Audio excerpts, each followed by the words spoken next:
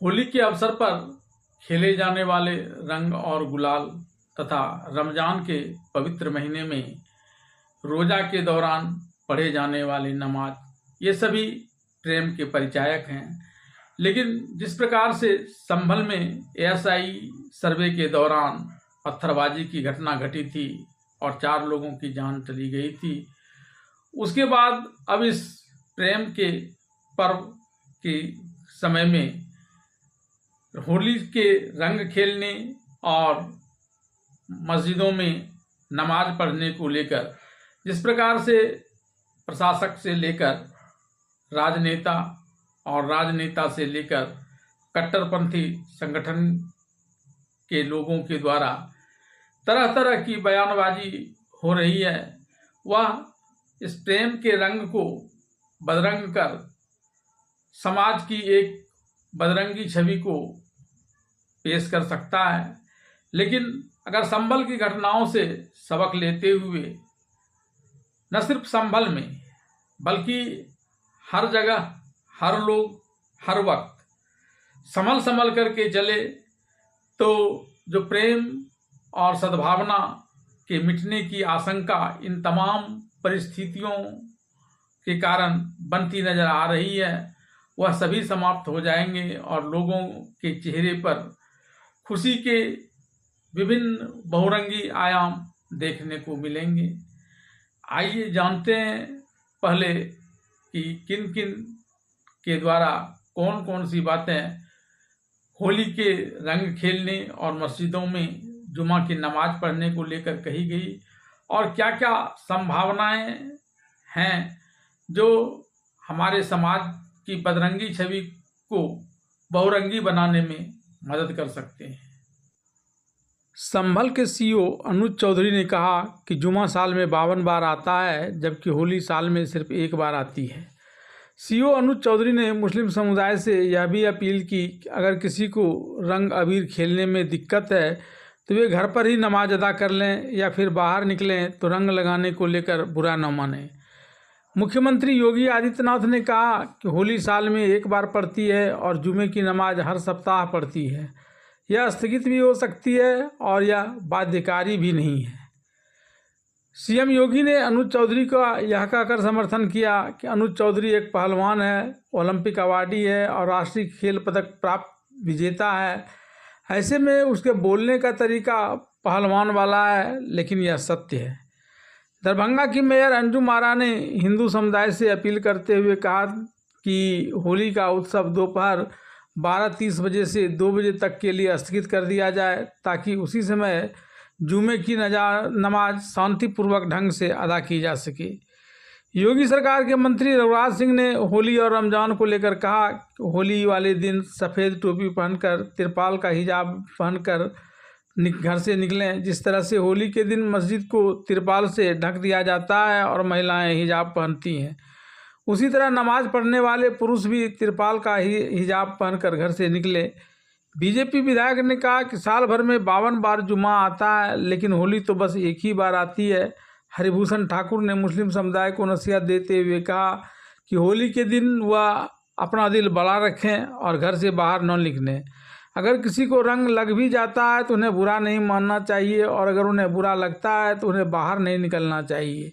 होली 1 भी मिनट के लिए नहीं रुकेगा। उन्होंने यह भी कहा कि मुसलमानों का डबल स्टैंडर्ड होता है क्योंकि वह होली के रंग से बच भी रहे हैं और पिचकारी तथा रंग बेचकर कमाई भी कर रहे हैं, लेकिन यदि उन पर रंग लग जाता है तो वह हंगामा भी करेंगे और दंगा फसाद भी करेंगे।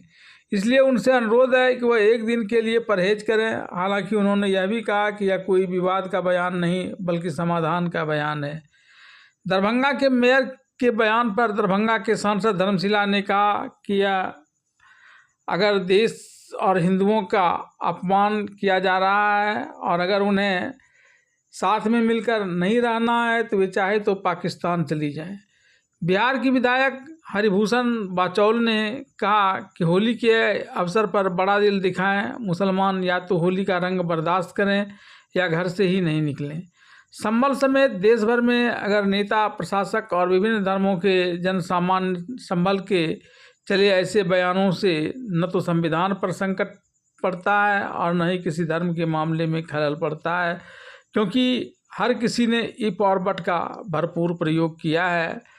यहाँ तक कि संभल के जामा मस्जिद से यह बात कही गई कि अभी भले ही प्रशासन समय बढ़ाने की बात कर रहा है, लेकिन हमने अभी कोई निर्णय नहीं लिया और यह हमारा विशेषाधिकार है और हम ही इसे करेंगे।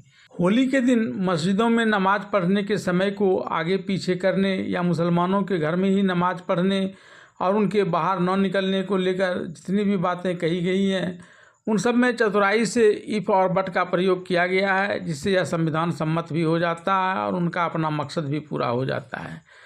बात हिंदुओं के द्वारा रंग डालने या गुलाल लगाने की जाए तो यह प्रक्रिया पूरे दिन भर चलती है, न कि 1 या 2 बजे तक।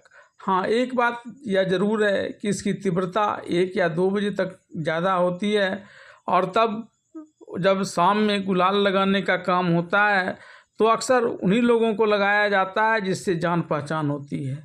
लेकिन यहाँ यह बात भी ध्यान देने योग्य है कि होली में किसी भी व्यक्ति के द्वारा किसी अन्य व्यक्ति को, चाहे वह हिंदू ही क्यों न हो, उसे जबरन रंग लगाने की वकालत नहीं करता है और न ही किसी व्यक्ति के द्वारा हर लोगों को रंग लगा पाना संभव भी है।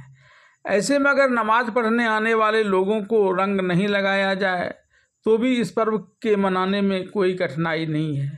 कठिनाई तभी हो सकती है जब या तो जानबूझकर गलत मंशा से किसी कट्टरपंथी मुसलमान को रंग लगा दिया जाए या फिर अनजाने में किसी कट्टरपंथी मुसलमान को रंग पड़ जाए और वह इसे लेकर हंगामा खड़ा कर दे और फिर बाद में यह हंगामा दंगा फसाद में तब्दील हो जाए। अब दूसरी तरफ मुसलमानों के द्वारा मस्जिदों में जुम्मा की नमाज अदा करने की घटना को देखा जाए तो यहाँ भी हर व्यक्ति जुम्मा का नमाज अदा मस्जिद में जाकर नहीं कर पाता है। रमज़ान के जुम्मा के दिन भी विभिन्न स्थानों पर आपको किसी कारण विशेष से नमाजी नमाज अदा करते हुए मिल जाएंगे। कोरोना जैसी महामारी के समय या दंगा फसाद होने की स्थिति में भी लोग मस्जिदों की जगह अन्य जगहों पर जुम्मे की नमाज अदा करते हैं। अब बात रंग लगने की जाए तो रंग के प्रभाव से किसी का भी बच पाना संभव नहीं है। वस्त्र के रंगों को अगर छोड़ भी दिया जाए तो भी कई अवसरों पर मुसलमानों को रंग प्रयोग करते हुए देखा जा सकता है। मसलन मेहंदी की रस्म अदायगी के समय हिना का प्रयोग भरपूर रूप से किया जाता है। आजकल तो हर धर्म और संप्रदाय के लोगों के बीच हिजाब से अपने बाल और दाढ़ियों को रंगने का प्रचलन भी तेज़ी से बढ़ता चला जा रहा है और जिसे लेकर किसी को भी कोई आपत्ति नहीं है। तो जब अन्य दिनों में किसी को कोई आपत्ति नहीं है तो फिर होली के दौरान अगर थोड़ी सी रंग पड़ जाए तो उसे एक बड़ी आपत्तिजनक घटना कैसे माना जा सकता है।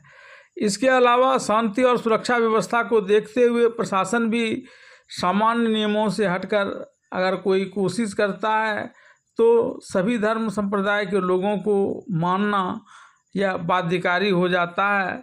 संभल की पूर्व की घटी घटनाओं से सबक लेकर अगर हर कोई संभल कर बढ़ेगा तो होली का रंग और जुम्मे का नमाज दोनों ही हर किसी की ज़िंदगी में खुशियाँ लाने वाला होगा।